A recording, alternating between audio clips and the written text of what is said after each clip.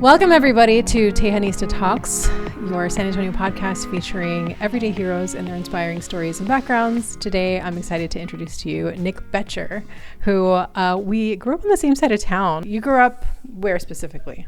No, originally from Anchorage, Alaska. I was the only boy with three sisters.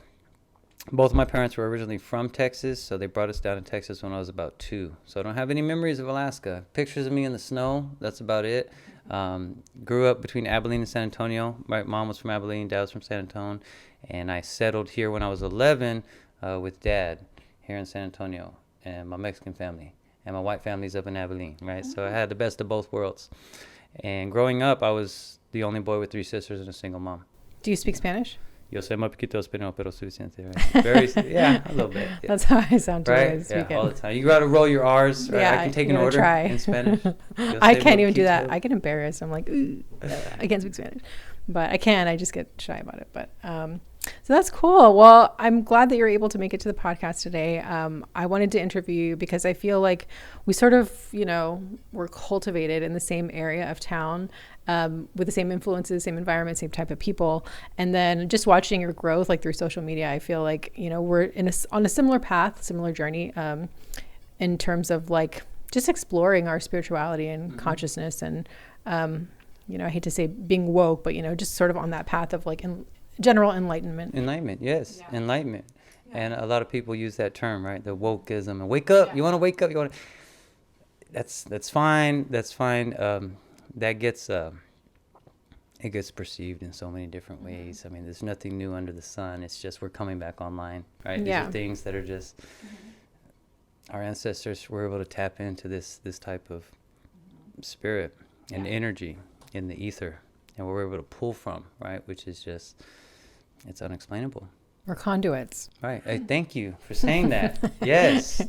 I'm a conduit. I feel like we're also like antennas. This is just my personal theory. I could be crazy, but I feel like we're antennas for each other. Like we kind of pick up also on each other's, energies, but also thoughts. I think we can pick up on each other's thoughts too. No, you're 100% accurate. You are 100% accurate.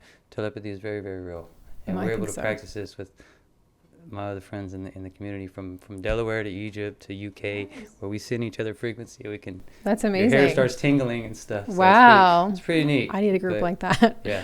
I want to talk about your background. Like, what do you do right now for a living? I work in sales, solar. I work for Delta Solar Power here in San Antonio. I was on my own at 17. 17, had my first apartment. I had to take my mom in at 18. Very toxic background from growing up to, being arrested and that side of the life. And a lot of your friends here, we are at 40, you see how they ended up versus, that's why I'm so grateful, because I could have easily been one of those people. But you're able to see that side of life, right? That's how you're able to connect with more people and try to prevent them from that. But it was restaurants really that got me out of that, right? We left the south side, we moved out to the north side, never looked back. I stayed out there for 20 years and just want to leave all that behind. Yeah. So over the years, there's only 2 options that you really have, right? There's no college, there's no high school, no nothing on paper. So it's just hard work. It's just going to work, just doing the work, and you're showing up for yourself. Yeah, just showing up. You're put into these positions. It's either sales or restaurants. And in the restaurants, you're able to become developed as a trainer, as a leader for your mannerisms and your eye contact and your posture and the volume of your voice. So it's so much that goes into that. And depending on the culture of the restaurant, right? And same thing, there's progression there, right? Start at Mini Taco in the neighborhood, serving carne asada and bean and cheese, and then you elevate your way up, and then you're working in places like Fleming's and Paisanos and Boudreaux's, and then you're the high-end server, with all your tools. But then you transfer over into sales, which is very similar, right? Because as a server, you're just, you're upselling the menu and all this good stuff. And then sales is just a different animal. Then it doesn't matter who you are. You can be anyone. You just show up one day in a shirt and tie, and you bite your lip and learn from someone who's already doing it. Yeah. So now you're just mirroring someone else, learning from that person, right? There's a saying from, I think, Kevin Suber, I've never met my greatest mentor, right? Some of these, it could be an ancient guru in spirituality, or it could be someone in self-development, right? A Grant Cardone or something like that. And you attend their sessions and you learn from them. And that's how you cultivate yourself. But yeah, many lessons, many different jobs. That's how I know so many people.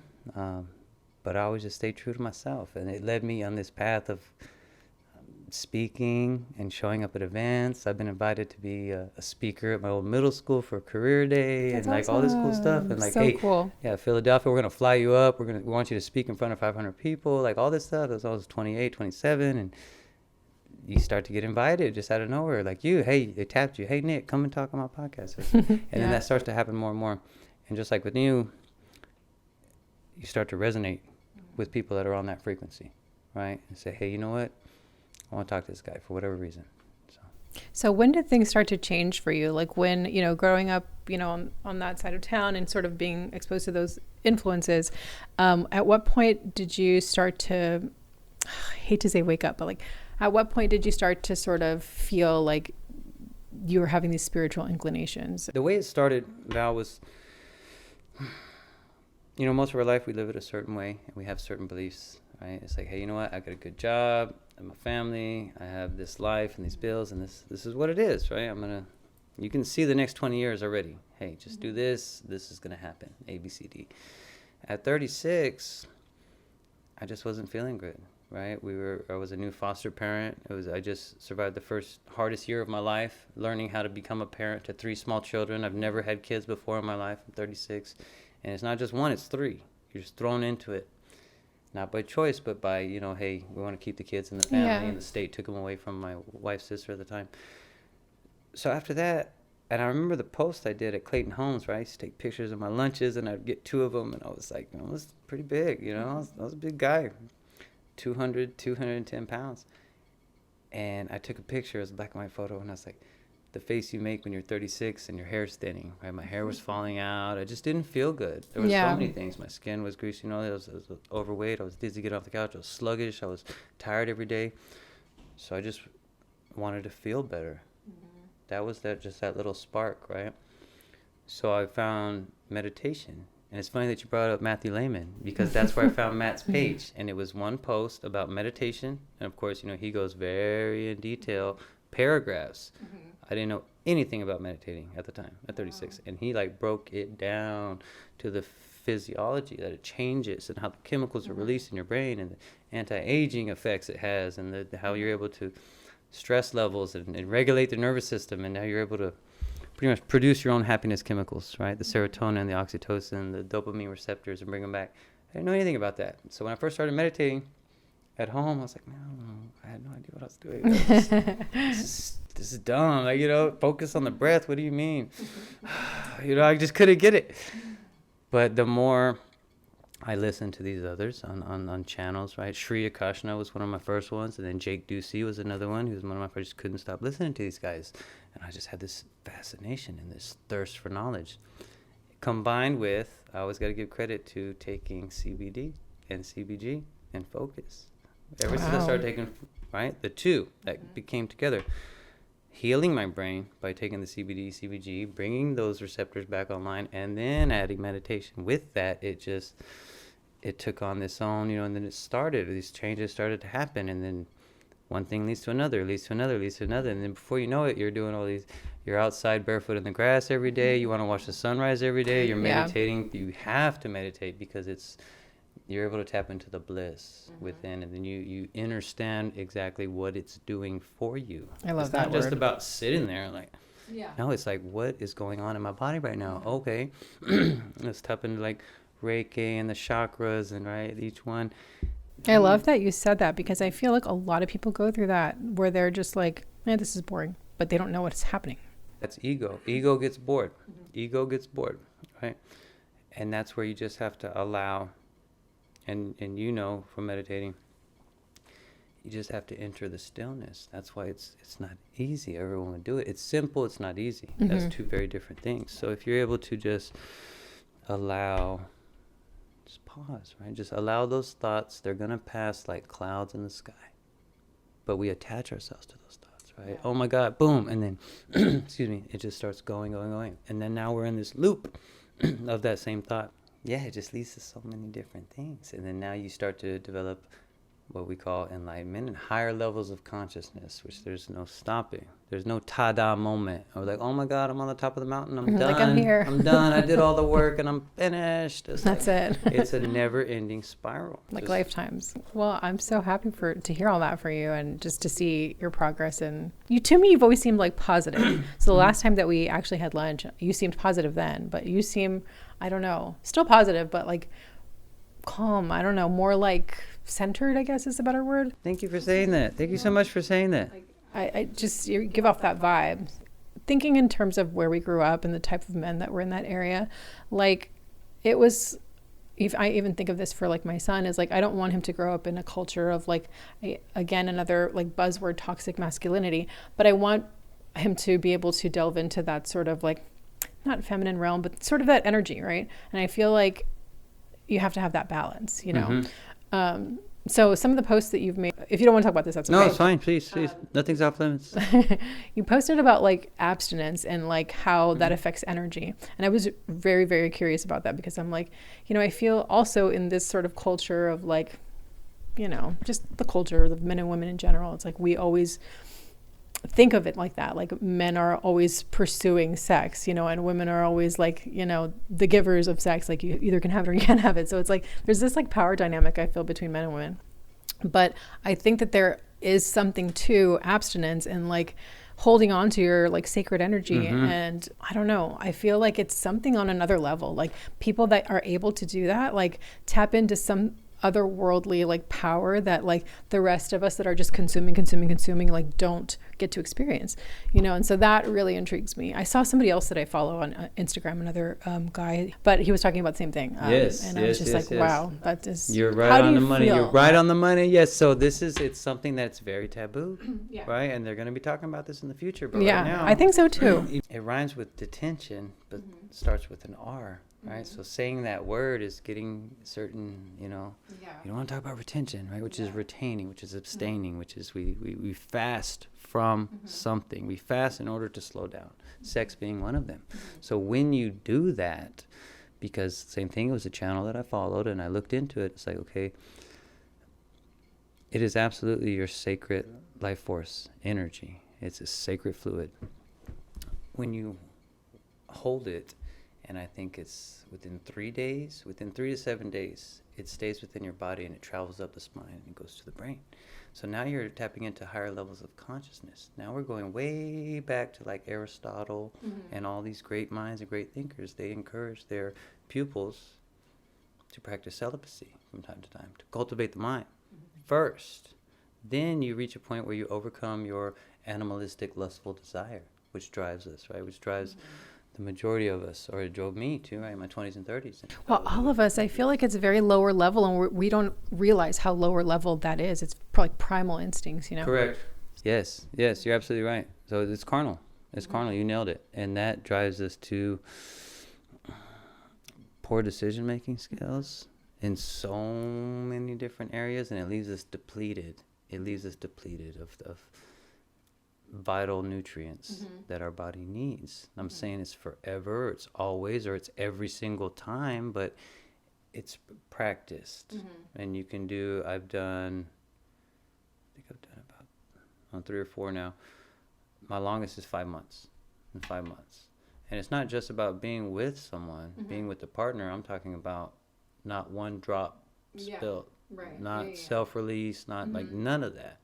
And then people are like, oh my goodness, it's the glow in your eyes, it's your skin, it's this, and then you become more magnetic and you don't really know why, and you start to speak in ways you've never spoken before, and you have interests that you've never had before, and it's amazing. Life itself becomes more fulfilling. The mundane, going to the grocery store and taking a walk and looking into nature, becomes this incredible experience, right? And that's kind of like a friend of mine talked about Tantra. If you say Tantra, people think, oh, it's sex. And I said, yeah, it's tied to that, yes.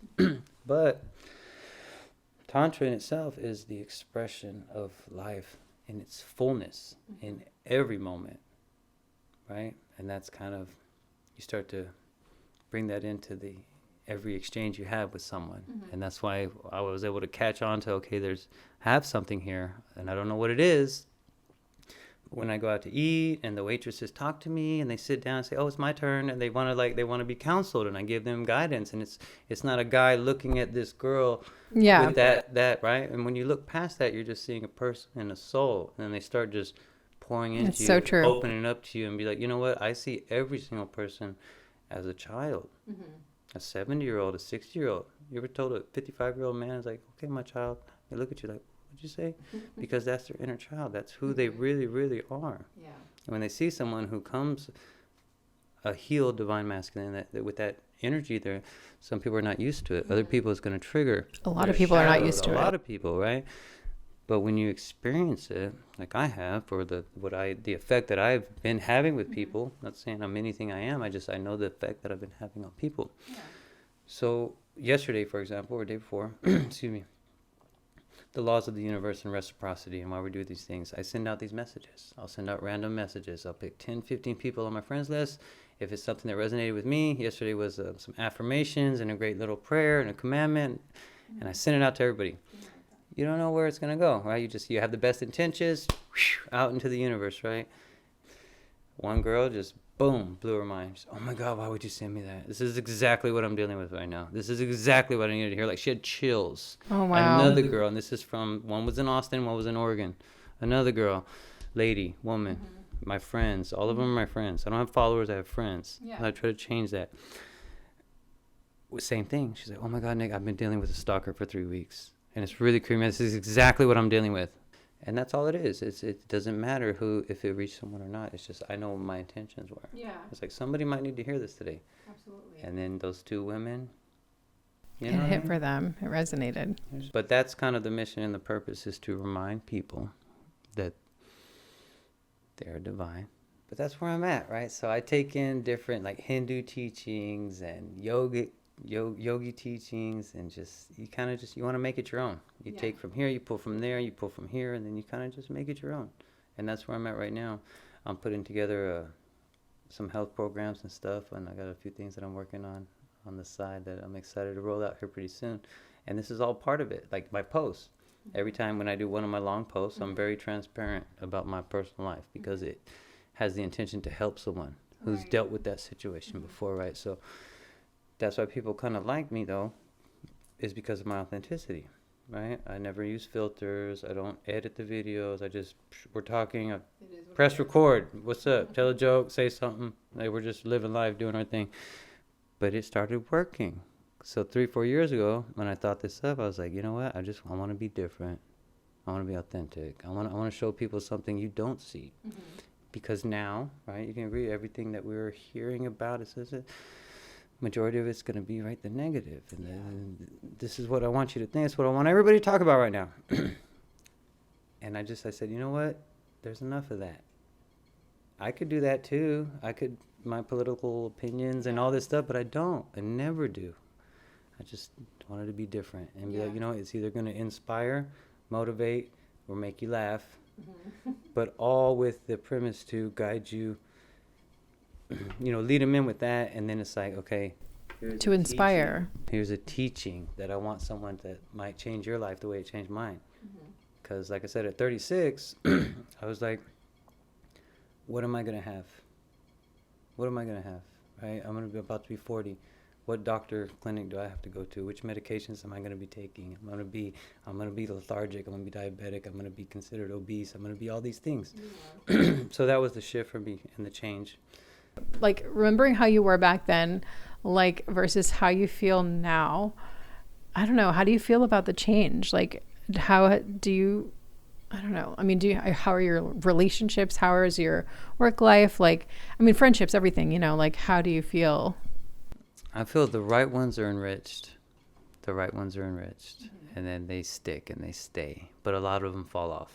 Because a lot of times you look at yourself, and awareness, higher levels of awareness is a practice where you step outside yourself and be like, okay, this is Nick. Like, studying him from over here now, from 50,000 feet up, and it's like, what's he doing, and why is he doing those things?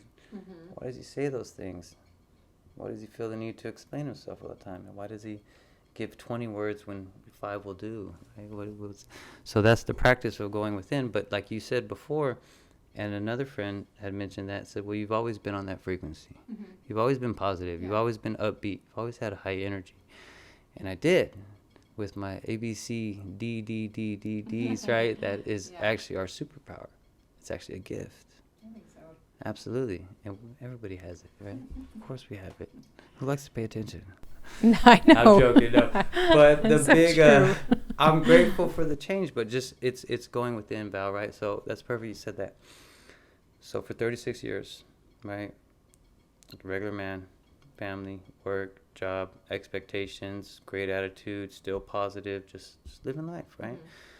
Physically was shutting down physically because of our lifestyle in our 20s, right? We're a toxic lifestyle. We like to party. We like to go out. For me, on the Riverwalk, I mean, it was Red Bull and Vicodin for 7 years. Yeah, right? Nerve damage. So I was like, hey, the doctor was giving it to me. Yeah. So it's like, okay, God. Hold on. No, this is okay. Yeah. Well, for years, right? So then, a lot of times, and this is the biggest part, honestly, is we keep chasing the external. We keep chasing what's outside of ourselves, right? Okay, look, if I could just get that, this will happen. If I could just, once I get there, and if I could just get this, and, I just need to do this, and if I just, and we constantly keep saying that, and we're always reaching, chasing, reaching. Not there yet, not there. So where am I? I'm in lack. And my brain and my cells are believing like, hey, guess what? I'm instead the reverse is, hey, guess what? Then everything inside will feel better. Once I have all this stuff and material and all these things are working and all these commissions stack up and I close this deal and I do that, I'm going to feel good in here. Yeah. Rather than stop the external and go within. That's what we say, within first. Because our inner world will determine our outer world, right? As within, so without. So that was my biggest shift. It was like, okay, wait. Go back into this. So part of my videos, right, that I do, my playful videos, boxing and playing basketball, whatever, it's like, that's my 8-year-old. That's my little boy playing outside. That, you know what I mean? So that's just me, yeah. So, and it's just me sharing joy. I'm not trying to teach anyone. I'm not just out there, hey, I'm 40. I started boxing again. Like, check it out. Look what I could do. It's for me. It's for me. So I find, and it's sharing the joy of the sport and all that good stuff. How do you find that other men that you grew up with relate to you now? Like, do you feel that you've been able to inspire change in anyone that, maybe had a different mindset? Because I feel like, I don't know, I have this, I feel like, a lot of us that are on this path sort of like, you can tell in a lot of men in society that they just have these expectations, like this weight on their shoulders to be a certain way, to be so masculine or be, borderline rude or whatever, these dudes that carry themselves a certain way. Like, how do you feel? Do you have anybody that's been able to see you and be like, wow, like, like a man, like guy friends? Several. From the past, not so much, because they stay in that mindset and that mentality. But once you started doing this, that's when more of them come to you for guidance and stuff. Now they're at the same point where, okay, hey, guess what? That's what I was doing a few years ago. And they're excited about it. They're like, oh, bro, I started doing this and I started doing that. And I'm like, I get my friends. Ray calls me. I'm looking at the sunset right now. I'm on the beach. I'm doing my gazing. Mark calls me. Oh, bro, I was out on the grass this morning. I was like, this one calls me. I love that, right? I love it. Tell me more. That's what I want to hear. That's what I get excited about. I like those things. So there's more than I was surprised by it. So now that the reach starts to expand, and I'm not talking just right here at home, you start to connect with people in overseas, right? Japan, Pakistan, India, and we're like sending each other pictures of lakes and mountains. We speak an emoji, but it's like we try to find that where that common medium is for us. Is like is there's just unhealed men out there that want some guidance. They really, really do. So the majority of men today I don't know what it is, but then a true masculine comes and it's like, you're driven, you walk with a set of principles and a set of disciplines. And it either does one or two things. They're either drawn to it or they're opposed to it. Mm-hmm. And whether that is through ego or testosterone levels, it gets quelled out pretty quick. Yeah. So. Let's talk about masculine and feminine energy. Ooh, okay. One thing I wanted to say was, or one thing we were talking about sort of off camera, is just how I love that you're being the embodiment of like the healed masculine. And I love that term. And I think that, you know, that has to happen in order for you to inspire others. Like, you can't just talk about it, you have to be it, you know? And I think that by you being it, you're inspiring men, but also women too, everybody. But more men, I feel, will feel comfortable stepping into that role if they can see how to do it. And I think that you're doing a great job of showing people how to do it just by your videos that you post, or just by, you know, your stories that you share, and you're being, you know, your vulnerability creates like a connection, because people can relate to that. You know, people can have their own, you know, stories as well. So yeah, I just kind of want to talk more about that. And the masculine and feminine energies, right? We have to be balanced. Yes. So within each of us, we all have, every woman has masculine energy, every man has feminine energy. One is more dominant than the other. So sometimes us as men, we stay in that masculine only all the time. And it's almost too much. And it rubs people the wrong way from time to time. How to become a healed masculine and embody that a little bit more. It starts with honoring self. I love your description of it. Mainly, I just wanted, I guess, comment on that I feel like you've done a great job of embodying that. And I feel like that's a term, sort of another buzzword in the spiritual community, is embodiment. And like you talked about, like archetypes. Yeah. Uh-huh. And like, I think a lot of cultures do that. And I think it's wise to do that, to like say, oh, I want to be like, you know, I don't know, Aphrodite, or, you know, like, how do I embody the feminine more? Like, you know, and I think that it takes embodying that to inspire others and inspire change. And even one person can create a domino effect. You know, I feel like you're doing a good job of doing that. Thank you all for saying that. But that is, you're absolutely right. The archetypes show us the way. They're guides for us, right? So yes, like saying that, if I wanted to be, you know, a little bit better at something, or kind of a little bit more proper, I want to speak this way, I want to stand up, right? Posture is one of them. It's just all these little teachings that these archetypes leave for us of how to be a proper man. We call it proper, but it's normal. Mm-hmm. The funny part is how we have these terms now of something that is normal. Mm-hmm. It's universal. It's cosmic. This has been here before we existed. It's going to be here long after we're gone. And yet we've tried to put it into this, try to put a shape on it. Like, hey, you know what? That's toxic. Hey, that's healed. Hey, that's good. Hey, that's bad. Hey, that's right. Hey, that's wrong. If you honor self and you know thyself, whether you're man, woman, child, whatever, you're going to be just an amazing, proper person, because that's your highest calling, and that's the treatment of others. So it's not even trying, it's just, it is. Mm-hmm. That is what is, right? You treat people this way, you speak to people this way, you don't do certain things, and you're carried to certain disciplines because of yourself, because you honor yourself and you deserve these things. Yeah. You don't deserve to have these lower vibrational thoughts and, you know, the things that most people are entertained by. And the only way you get to that is you feel this bliss is after you do all of the methods and modalities and doing the work. That's what we call the work, right? We do the work, right? Whether it be physical, mental, spiritual, something is being addressed every single day. What is out of alignment? If my thoughts, actions, and feelings don't match, I'm out of alignment.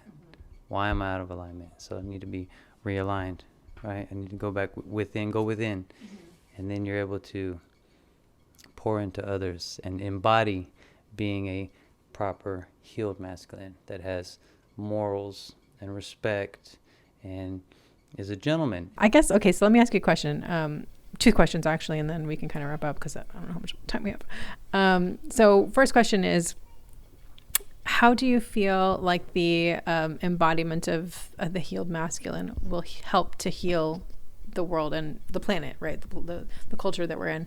That's the first question. And the second question is, what is next for you and where do you see yourself headed? Oh, that's a good one, right? So the purpose of becoming and embodying a healed masculine is not only for self, of course, because that's the reward and the highest calling, but it's because others are safe. Women are safe. Children are safe. Why? Because this man isn't driven by his animalistic, lustful desire that leads him to do things that, harm others, harm women, and harm children. And that just does not exist when you have a healed man, right? He's going to teach others and guide others, right? Like I said before, he's the protector and the builder, right? That's his purpose as a man and a masculine. It's like, what and how can I be of service to others? And what's next for me? Who knows, man? That's the question. It's like, I don't know. That's the magic, stepping into the unknown, like Dr. Joe Dispenza. I've got a few things in the works. I'll tell you all about it. So I'm going to be doing my videos on Facebook. I can tell you that much. I'll keep doing that. Are you traveling anymore? I'm going to do a little bit more traveling. I have a couple more weeks left of my little vacay. So I have a trip I need to go, a little bit, just a little bit. But that's all part of my cultivation, right? Mm-hmm. Because everything comes with a new experience. I told you before we were off camera, right? You have to go there to know there. Yeah. And that was one of my teachings that I learned was, hey, you need to change your geographic location to really feel different types of energy, like the woods and, oh, it's beautiful in Flagstaff and the trees and Red Rock and Sedona, just all these different places. It was amazing. California, Mount Shasta. I haven't been there yet. Incredible. When you posted about that, and I was like, oh my God, I've always wanted to go there. That's so amazing. I was butt naked on the side of a mountain for like 6 hours, so it was okay. Oh my God. It was all right. I wouldn't do that long. I did it for a little bit, and I told people, I was like, oh, I'm out here naked, guys. Everybody loved it. They laughed about it, but it was for a little bit. Right? That is cool. And see, that's just one of those things. And most people, okay, that's a perfect example. I did the video. I was playing around, dancing in the towel, right? I'm like doing this thing. And most people see that I was like, oh man, what the hell? Like, what is this guy doing? And they think from that perspective of like, it's sexual. It's only sexual. Or nudity is skin. I was like, hey, come on, man. It's just skin. The actual, I think I've sent you that, right, from Dr. Cruz about the sun and the exposure and when you're walking around in the nude. And then other herbalists and alchemists come out and they say, hey, guess what? Your skin breathes all the time. So when you do these things, not only are you recharging, you're healing yourself, you're anti-aging, you're doing, so your body has this intelligence that's just, it's taking over. That's what happens when you're, subjected to the elements. And then once you identify and understand what that's actually doing for me, no one can tell you that's, you know what I mean? It's like, I'm going to be doing it regardless. So guess what? If you're not learning or teaching, you're standing still. So once you've accumulated all these lessons and what works for you, what didn't work for you, the failures, the successes, this worked for me, this didn't, right? Fasting, grounding, meditating. The longest I've done, I think I've done up to a 5-day fast where no food, no water. I've done a dry fast. I've done a dopamine fast where it's like, okay, nothing. No TV, no radio, no words, no phone, nothing. Wow. And it just really, like, not everyone wants to do that. But with me, I'm going to take myself down off the pedestal because that's small to me. Because in the same day, I spoke with Tony. He did an 11-day fast. I spoke with Mitch the same day. He just did a 22-day. I was like, I better step it up. My little 5-day fast isn't that much. That's amazing, though. Right? But it started with just skipping breakfast. At Clayton Homes, we take taco orders, and my GM was like, I was like, bro, I'm trying to change my eating habits. He's like, man, I wish I had your discipline. But at the time, I was like, so I'm sitting there, Val, in the office, smelling the food. Everybody's eating. And then even take it further.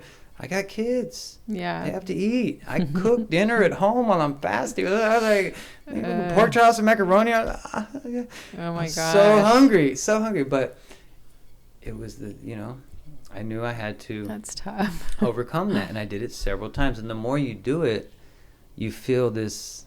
You're emboldened by it, right. You're like you feel like you know puff your chest a little bit, right. And one time I picked him up like drive through McDonald's or something. I was all by myself. It's one of those moments, right? We call it a moment of truth. It's a moment of truth. What do you do when no one's looking? Integrity. Right? Integrity.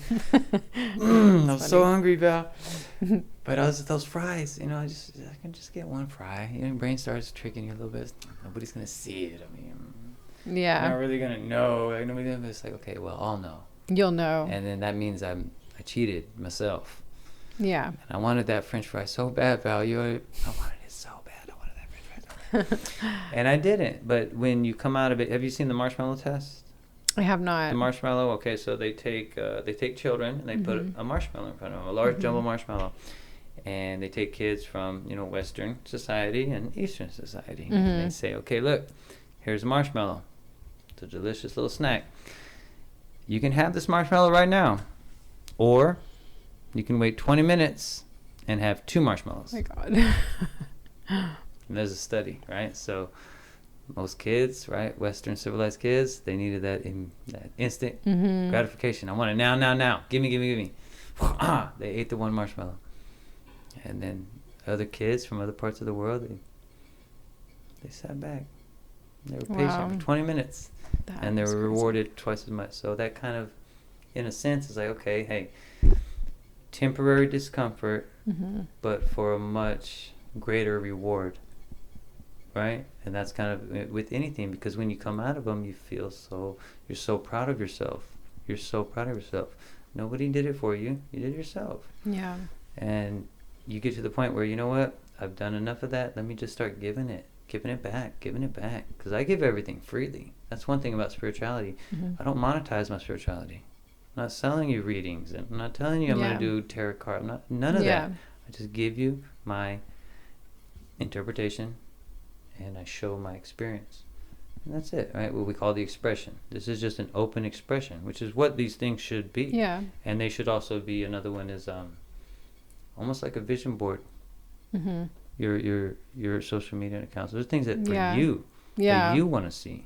That's another one is becoming your own counselor, because there's times where I feel a little diminished and depleted, and I feel down. Yeah. What I'll do, I'll go look at my page. I needed to hear that. I'll go back and scan. I was like, oh, that message, wow, that really helped me. Yeah. I'm serious. It happens all. If I ever need it's that, I like was past you to future you. So it's in a way, I was like, okay. And then if someone else gets a like out of it, that's cool too. But that was really for me, because I knew I need this one day, or I needed to hear that. Yeah. But what I love is when you get these people like, I needed to hear that today. This is, these are life coaches, and doctors, and nurses, and people that are in the work, and they're just. You start to identify with, okay, I can help these people just like they've been helping me. Yeah. So it becomes this reciprocity, right? Hey, now we're jamming. Now, okay, we're pouring into each other a little bit. Okay, here we go. And then you start to develop many connections. Many connections. And that's just where I'm at now, because why? Your intentions, right? You have pure intentions, right? I want to... The more people I engage with, the more people I talk to, it's helping me learn more about myself.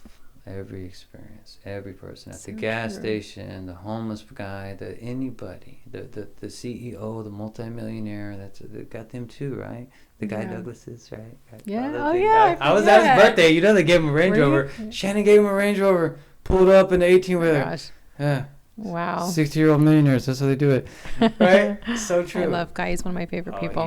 It's funny because we're so different, like religiously, politically, all of it. But he's just such a great human. He is. Thank you for that. Yeah, you talk about embodying a healed masculine. He's one of those. He definitely is. I love Guy Douglas. And it's funny that we mention him because he was that man for me. Oh. When I was younger and I was still going through, right, whether I was a waiter or a salesman or sitting in office, Guy Douglas's posts were very motivating for me. I remember we talked about that too before. Very inspiring for me. So awesome. I give him a lot. Well, I'm wearing his bracelets. Yeah, me too. You are too? Plug. Funny. We're doing a plug for Guy Douglas. Perfect Health for Life. Perfect Health for Life. It's to be naturally smart now. Is it? Okay. Yes. I'll send you my link. Yeah, send me your link. I need to get more of these. Oh man. Well, I hate to cut you off, but I don't know how much time we have left because that camera already turned off, but that's okay. So thank you so much for joining me today. It's been just a treat to talk to you and get to know you. Well, you know, get to just talk to you more about your journey, and I really enjoy that. So thank you for being here today. I appreciate you. And anything else you want to share, or how can people access you, or if you have anything you want to sell, or anything like that you want to promote? Valerie is amazing. Valerie Tate is incredible. I'm going to use my time just to give her the shine. Check out her podcast. She has this guy on here right now. No, just follow my page, Mama. Nick Betcher on Facebook. Nice. And Nicholas_Inez on Instagram. Okay. So cool. Nicholas Inez, that's my middle name. But yeah, I will continue to just be a spiritual being having my human experience. Yay. Yeah. Awesome. Right on. Thank you. High five. Oh, wash my hands. All right. Thanks, guys.